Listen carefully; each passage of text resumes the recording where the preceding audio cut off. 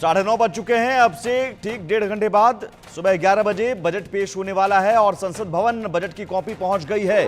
वहीं राष्ट्रपति भवन के लिए वित्त मंत्री निर्मला सीतारमण कुछ देर पहले निकली थी। राष्ट्रपति को बजट की कॉपी भी सौंपेंगी और उसके बाद संसद भवन पहुंचेंगी। लेकिन बजट की कॉपी चूंकि सभी सांसदों को भी दी जाती है, तो उस लिहाज से बजट की कॉपी संसद भवन पहुंच गई है। इस ट्रक में देखिए, ये बजट की कॉपी का पूरा एक बंडल जो संसद भवन पहुंचाई गई है। संसद भवन से मनोहर केसरी की रिपोर्ट देखिए।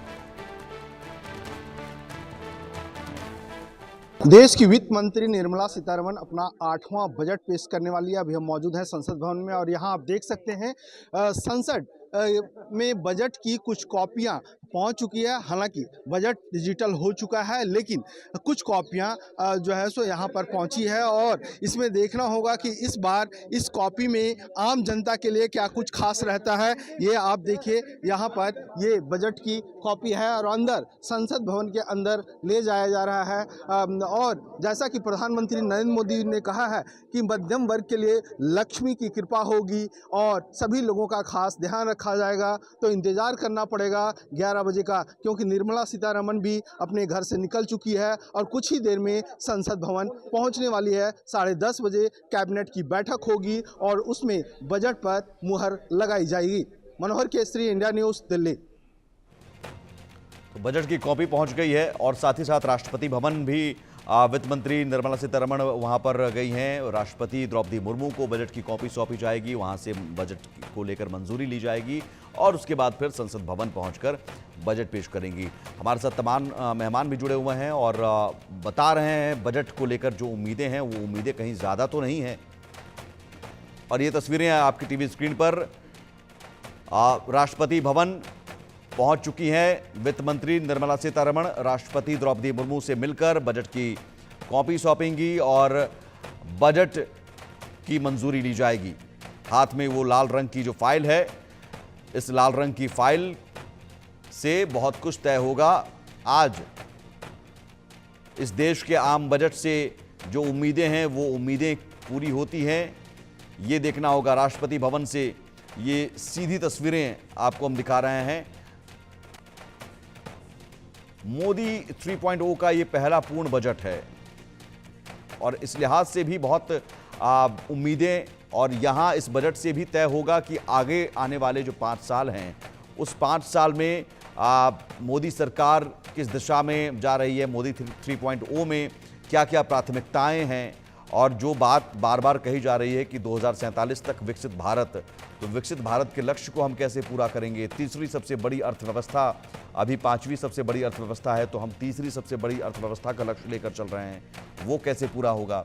फिलहाल जो आपको तस्वीरें हम दिखा रहे हैं राष्ट्रपति भवन की, राष्ट्रपति भवन में वित्त मंत्री निर्मला सीतारमण पहुंची हैं। राष्ट्रपति द्रौपदी मुर्मू से मिलकर बजट की कॉपी सौंपेंगी और साथ ही उनसे मंजूरी लेकर फिर संसद भवन जाएंगी। तो बजट की कॉपी सौंप दी गई है, जिसकी तस्वीर आपको हम दिखा रहे हैं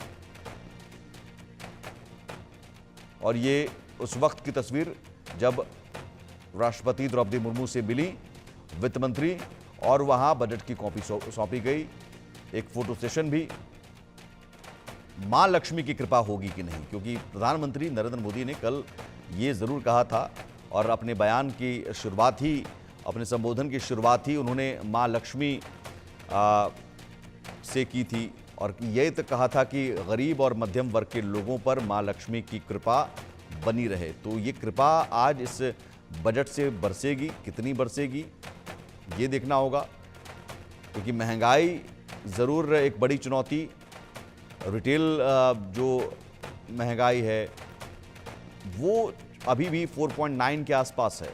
आर्थिक सर्वेक्षण में भी बताया गया 5% से ज़रूर नीचे, लेकिन अभी भी 4.9 के आसपास, यानी कि आम आदमी की जेब में जो पैसे आते हैं वो पैसे उतनी ही तेज़ी से निकल जाते हैं महंगाई के कारण। तो उसमें कितनी राहत मिलेगी और साथ ही साथ जो टैक्स स्लैब में कितना बदलाव और अलग अलग सेक्टर्स में जो बजट एलोकेट किए जाते हैं वो भी एक देखना होगा कि रेलवे में, हाईवेज़ में, ट्रांसपोर्ट या फिर डिफेंस सेक्टर में, एजुकेशन में, हेल्थ में, वो कितना बजट एलोकेट किया जाता है। अलग अलग राज्यों की भी अपनी उम्मीदें होती हैं और दो राज्य तो बहुत अहम है, दो राज्यों का बड़ा रोल भी है, बिहार और आंध्र प्रदेश। और बिहार और आंध्र प्रदेश आप समझिए कि गठबंधन के बहुत बड़े फैक्टर भी हैं। रोल नीतीश कुमार और चंद्रबाबू नायडू का इस मोदी 3.0 की सरकार में बड़ा रोल है। पिछले बजट में भी बिहार और आंध्र प्रदेश के लिए खास ऐलान किया गया था, स्पेशल पैकेज का ऐलान किया गया था।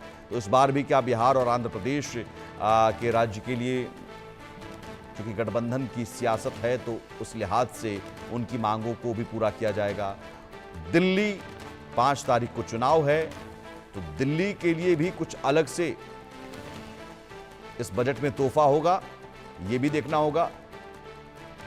फिलहाल तस्वीरें राष्ट्रपति भवन की, राष्ट्रपति ने बजट को मंजूरी दे दी है, ये बड़ी खबर। और अब यहां से संसद भवन के लिए रवाना होंगी वित्त मंत्री। वहां 11 बजे, सुबह 11 बजे का वक्त जब बजट पेश करेंगी। हमारे साथ तमाम मेहमान जुड़े हुए हैं। मेजर जनरल सुधाकर जी, आप अपनी बात एक बार पूरी कर लीजिए प्लीज।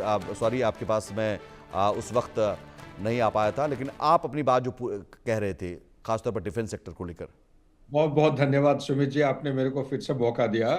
मैं सिर्फ ये कहना चाहता हूँ कि पिछले 2012-13 से लेके 2023-24 के बीच में अगर आप percentage of budget allocated to defence देखते हैं as per central government expenditure, central government annual expenditure, तो वो स्टैटिस्टिक्स अगर आप कंपेयर करेंगे तो 2012-13 को 16.4% हुआ करता था।